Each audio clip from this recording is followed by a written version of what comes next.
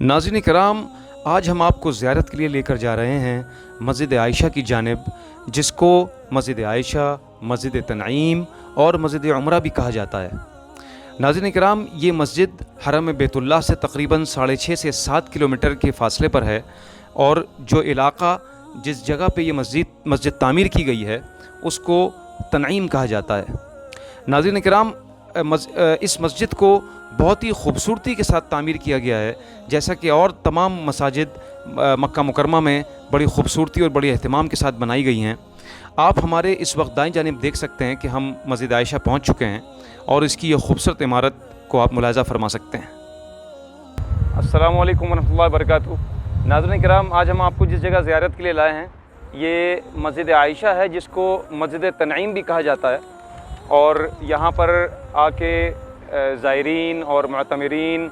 वो सब लोग यहाँ पर आकर अपना उम्रा इख्तियार करने के लिए यहाँ से एहराम बांधते हैं। तो इसकी तारीख़ ये है कि हज्जतुल विदा के मौके पर हज़रत आयशा सिद्दीक़ा रज़ियल्लाहु अन्हा कुछ वजूहात की बिना पर वो उम्रा अदा नहीं कर पाई थी। तो उन्होंने हज ख़त्म होने के बाद रसूलुल्लाह सल्लल्लाहु अलैहि वसल्लम से अपनी इस ख्वाहिश का इज़हार किया कि वो उम्रा करना चाहती हैं। तो हज़रत रसूलुल्लाह सल्लल्लाहु अलैहि वसल्लम ने उनके भाई मतलब हज़रत अबू बकर सिद्दीक़ रज़ियल्लाहु अन्हु के बेटे हज़रत अब्दुर्रहमान इब्न अबी बकर रज़ियल्लाहु अन्हु के साथ उनको यहाँ पे भेजा, और यहाँ पर आके फिर उन्होंने उम्रे की नीयत की और उसके बाद फिर अपना उम्रा किया। तो उस हवाले से इस मस्जिद का नाम मस्जिद आयशा पड़ गया।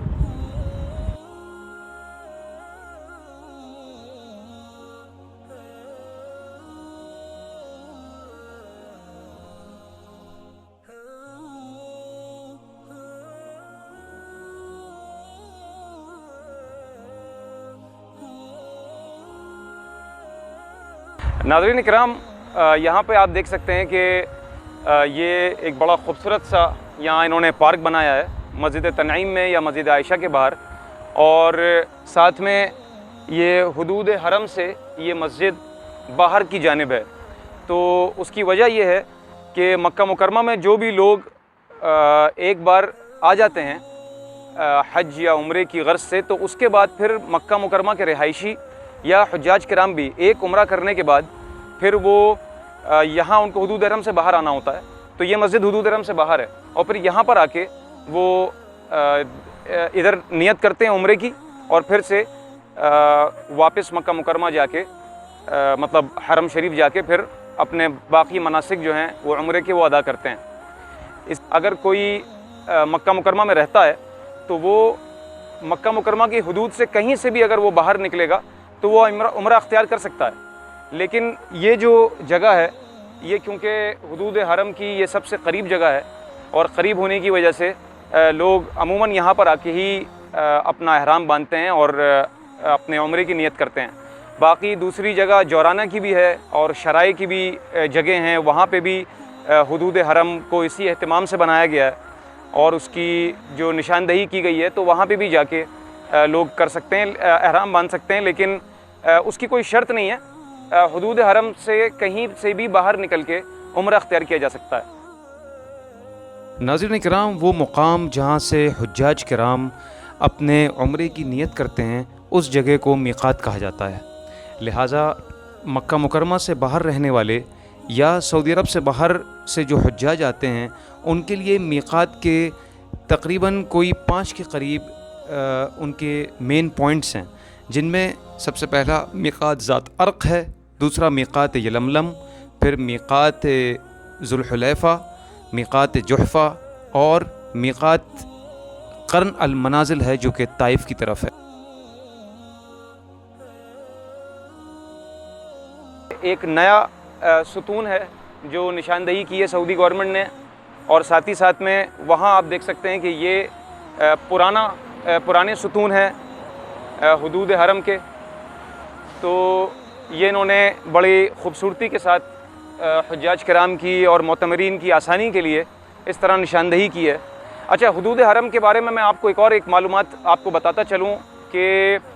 ये सबसे पहले इसकी हद मुकर्रर की थी हज़रत इब्राहीम अलैहिस्सलाम ने। पूरे मक्का की बाउंड्रीज़ में तकरीबन 1104 सुतून हज़रत इब्राहीम अलैहिस्सलाम ने हज़रत जिब्रील अमीन अलैहिस्सलाम के بتانے کے بعد وہ 1104 ستون بنائے تھے، اور اس کے بعد پھر فتح مکہ کے بعد رسول اللہ صلی اللہ علیہ وسلم نے حضرت تمیم رضی اللہ عنہ کی یہ ذمہ داری ان کی لگائی کہ وہ ان تمام 1104 ستونوں کو مکہ مکرمہ کی حدود کے اس کی پھر سے تجدید کریں۔ تو لہٰذا اس کی تجدید کی گئی، اور پھر اس کے بعد سعودی گورنمنٹ نے جب آئی تو پھر انہوں نے مزید اس کو واضح کر دیا، اور مزید اس کو اہتمام کے ساتھ اور صحیح طریقے سے اس کی نشاندہی تمام حجاج کرام کی آسانی کے لیے کر دی۔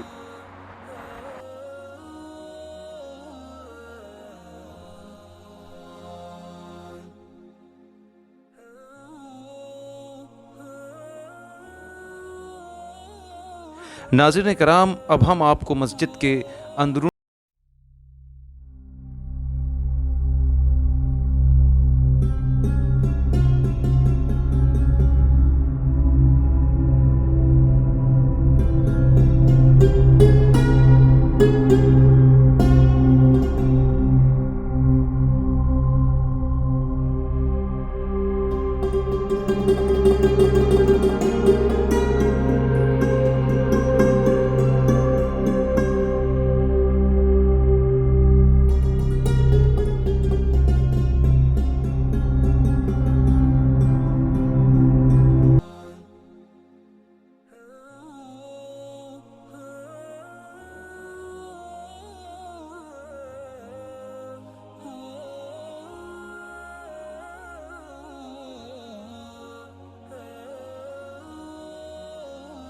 ناظرین کرام، مسجد کے برابر ہی یہ پیڈسٹرین برج بنایا گیا ہے۔ مطلب یہ کہ یہ وہ برج ہے جو کہ لوگ اگر دوسری طرف روڈ کے ہیں تو وہ بغیر روڈ پار کیے اور کسی قسم کے ایکسیڈنٹ سے معاذ اللہ بچتے ہوئے وہ اس پیڈسٹرین برج کے ذریعے اوپر چڑھ کے نیچے مسجد تک بآسانی پہنچ سکتے ہیں۔